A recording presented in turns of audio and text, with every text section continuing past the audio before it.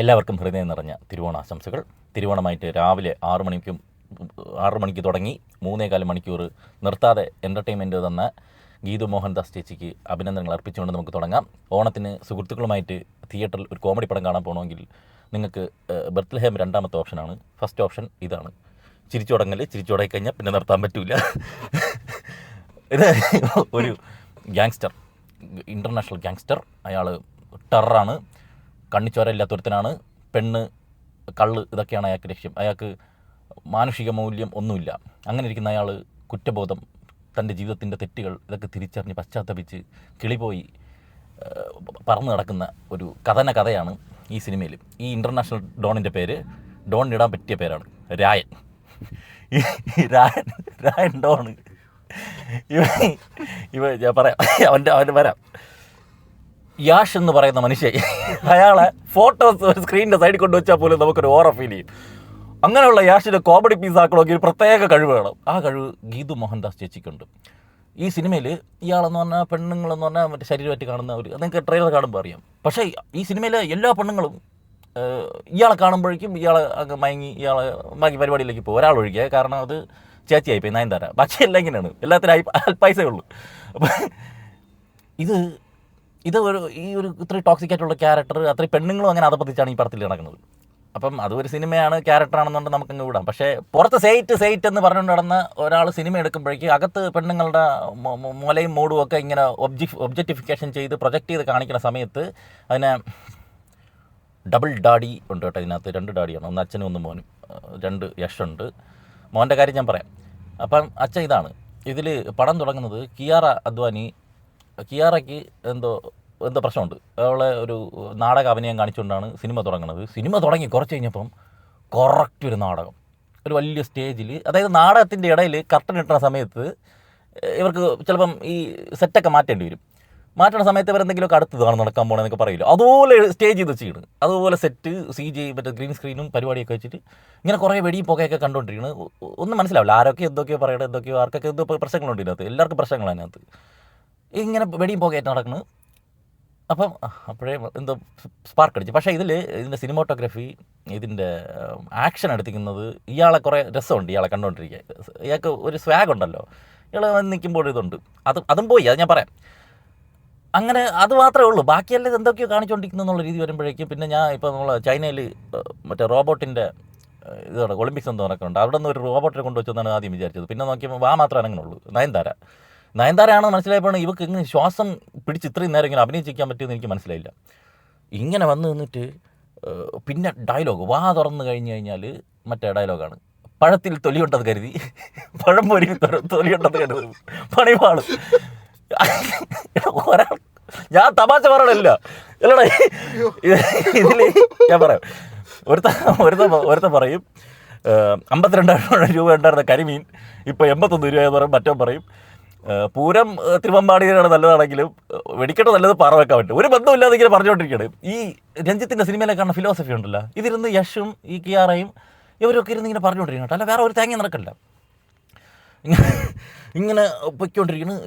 എന്നിട്ട് ഒരു കോൺഫ്ലിക്റ്റ് നടക്കുന്നുണ്ട്.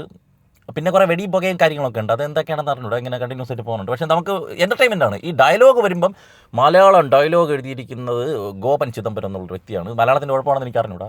ആണ് നിങ്ങൾ കോമഡി സിനിമ എടുക്കുക, നിങ്ങൾ ചിരിപ്പിക്കാനുള്ള അത്രയും കഴിവുണ്ട്. മാതിരി ഡയലോഗാണ് ഇതിനകത്ത് ചോദിച്ചിരിക്കണേ. ഈ ഇൻട്രോവൽ ബ്ലോക്ക് വരുന്നുണ്ട്. ഇപ്പോൾ കിയാറ ഒരു കാര്യം ചെയ്യും, അതെന്തിനാണ് ചെയ്യുന്നത് എനിക്കിപ്പോഴും മനസ്സിലായിട്ടില്ല. അതിനുള്ള കാരണമുണ്ടോ? നമ്മൾ അങ്ങനെ ഒന്നും വിലയിരുത്തണം. ഇത് നമ്മൾ പോവുക, കാണുക, ചിരിക്കുക, വരിക, അത്രേ ഉള്ളൂ. 3.25 മണിക്കൂർ ചിരിക്കാം. ഞാൻ ഇന്ത്യൻ 2 ശേഷം ഇത്രയും ഒരു സിനിമ സീരിയസ് ആയിട്ട് വന്ന ഒരു സിനിമ കണ്ടിട്ട് ചിരിച്ചിട്ടില്ല. 2ാം പകുതി തുടങ്ങുമ്പോഴാണ് പിന്നെ നമ്മളെ ഇവൻ വരുന്നത്, മോൻ, തന്തയില്ലാത്ത മോൻ. ഇവൻ വന്നിട്ട് ഇവൻ കാണിക്കണ കോപ്രായം എന്ന് പറഞ്ഞു കഴിഞ്ഞാൽ അത് യഷെന്ന് പോലും വിശ്വസിക്കാൻ പറ്റൂല. അമ്മാതിരി മഞ്ഞി കിടന്നുകൊണ്ട് ഇങ്ങനെ സൈക്കിൾ ഓട്ടർ ഒരു സീനുണ്ട്. നിങ്ങൾ എത്ര ചിരിക്കാത്ത ഒരുത്തരെ കൊണ്ട് അത് അതിൻ്റെ ഫ്രണ്ടിൽ കൊണ്ടിരുത്തിയാലോ വച്ചിരിക്കും. അമ്മാതിരി കോമഡി പീസാണ്, അമ്മാതിരി കോമഡി പീസ്. പിന്നെ ഒരു മനുഷ്യൻ 2 മിനിറ്റിനുള്ളിൽ മരിക്കുക എന്നുള്ളൊരു സിറ്റുവേഷൻ വന്നു. എന്ത് ചെയ്യും? നമ്മളെങ്ങനെയും ഓടി രക്ഷപ്പെടാനോ എന്തെങ്കിലും ഇല്ലെങ്കിൽ ബോംബ് ഫ്രണ്ട് ഇരിക്കുകയാണ് ഓടി. ആ ബോംബിനെ ഫ്രണ്ട് സിഗരറ്റ് കത്തിക്കുന്നു. അവന് വേറെ ലക്ഷ്യങ്ങളാണ്. 2 മിനിറ്റല്ലേ ഉള്ളൂ, നമുക്കൊന്നൊരു എൻ്റർടൈൻമെൻറ്റ്.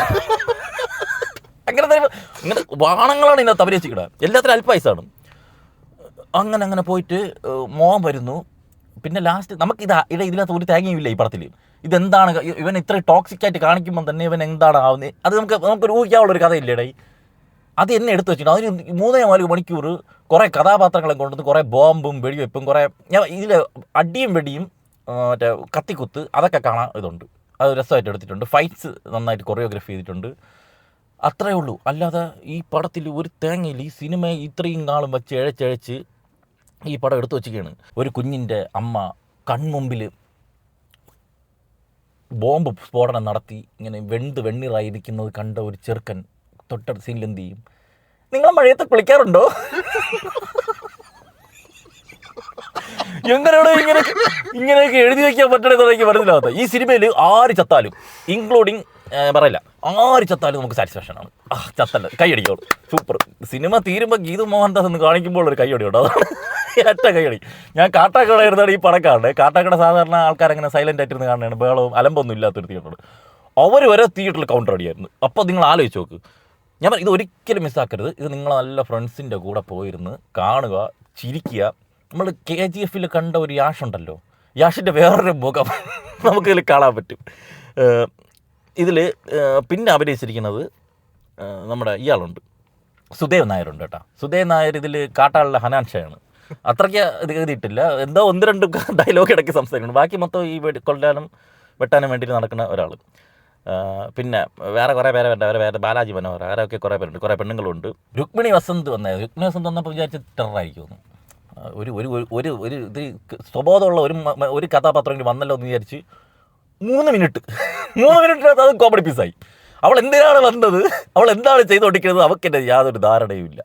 ഇത് ശരിക്കും ഇതിൻ്റെ കിളി പോയത് ഇതിലെ കഥാപാത്രങ്ങൾക്കാണോ ഇത് എഴുതി വെച്ചവർക്കാണോ എന്ന് എനിക്കറിയുന്നുണ്ട്. ഗീതു മോഹൻദാസ് എഴുതി അതിൽ യാഷം കൂടി കൈവച്ചിട്ടാണ് തിരക്കഥയൊക്കെ ചെയ്തു വെച്ചിരുന്നത്. എന്നിട്ട് അതായത് ഇതിന് മറ്റേ ഫിലോസഫി പരിപാടിയാണ് ഉദ്ദേശിച്ചത്. നമ്മൾ ഇതൊന്നും ചെയ്യുന്നത് ശരിയല്ല, നമ്മൾ മാനുഷിക മൂല്യങ്ങൾ സൂക്ഷിക്കണം, കണ്ണിച്ചോരയില്ലാതെ നടക്കരുത്, സ്ത്രീകളടുത്ത് മര്യാദയ്ക്ക് പെരുമാറണം. ഇതൊക്കെയാണ് അത് ചെയ്തവൻ്റെ മനസ്സിൽ വരുന്ന കുറ്റബോധമൊക്കെയാണ് ഉദ്ദേശിച്ച് ചെയ്യുന്നത്. അതിന് മറ്റേ ഇത് കാണിക്കുമ്പം ഇപ്പോൾ നമുക്ക് ഒരു പീഡന രംഗം കാണിക്കണമെങ്കിൽ പീഡനം കാണിക്കാതെ തന്നെ നമുക്ക് ആ ഫീൽ കൊണ്ടുവരാൻ പറ്റും. അതിന് പകരം പീഡിപ്പിക്കുന്ന ആ ശരീരഭാഗങ്ങളൊക്കെ എടുത്ത് കാണിച്ചിട്ട് ഇത് പറഞ്ഞിട്ട് കാര്യമുണ്ടോ? ഇതിലൊക്കെയാണ്. ഇതിൽ ഇതാണെന്ന് കാണിക്കാൻ വേണ്ടി പെമ്പിളരെ കാണിക്കുമ്പോഴേ പെമ്പിളരെ മുഖം ആദ്യം കാണിക്കില്ല, മുഖം പ്രൊജക്റ്റ് ചെയ്യില്ല, വേറെ എന്തൊക്കെയാണ് കാണിക്കുന്നത്. എൻ്റെ പൊന്നു ശേഷണ്ണ, നിങ്ങൾ ഇനി ആജീവനാന്ത കാലം താടിയും വെച്ച് അഭിനയിക്കണം കേട്ടോ. ഒരു തരത്തിലും താടി എടുത്ത് കളയില്ല. ഇനി എപ്പോഴെങ്കിലും താടി എടുത്തൊരു ക്യാരക്ടർ വന്നു കഴിഞ്ഞാൽ ഈ കോമഡി പീസിനെ നമുക്ക് ഓർമ്മ വരുള്ളൂ. അതുകൊണ്ട് നിങ്ങൾ അതങ്ങ് പോയി. നമ്മൾ മറ്റേ വലിയ വീട്ടിലെ ഡോബർമാൻ പട്ടിയെ ഷേവ് ചെയ്ത് വിടുമ്പോഴേക്കും അത് ഇങ്ങനെ ചൊട്ടിപ്പോയതുപോലെ ആയിപ്പോയി. അതിൻ്റെ കൂടെ നിങ്ങൾ അഭിനയവും കൂടി കാണുമ്പം ചിരിച്ച് ഒരു താടിയുള്ളതുകൊണ്ട് പിന്നെ അത്രയും വലിയ പ്രശ്നം വരില്ല. ചിരിച്ച് ഡാഡിയുടെ തേങ്ങ. ആമസോൺ, ഫ്ലിപ്കാർട്ട്, അജിയോ, മിന്ത്ര മുതലായ ഓൺലൈൻ ഷോപ്പിംഗ് സൈറ്റുകളിലൊക്കെ കുറേ ഓഫർ ഡെയിലി വരുന്നുണ്ട്. അപ്പോൾ നിങ്ങൾ അറിയാതെ പോകുന്ന അത്ര ഓഫറുകളൊക്കെ നമ്മുടെ വാട്സാപ്പ് ചാനലിൽ റെഗുലർലി അപ്ഡേറ്റ് ചെയ്യാറുണ്ട്. അപ്പോൾ താല്പര്യമുള്ളവർ നമ്മളെ വാട്സാപ്പ് ചാനൽ ഒന്ന് ഫോളോ ചെയ്തോളൂ. ലിങ്ക് ഫസ്റ്റ് കമൻറ്റിൽ പിൻ ചെയ്ത് വെച്ചിട്ടുണ്ട്.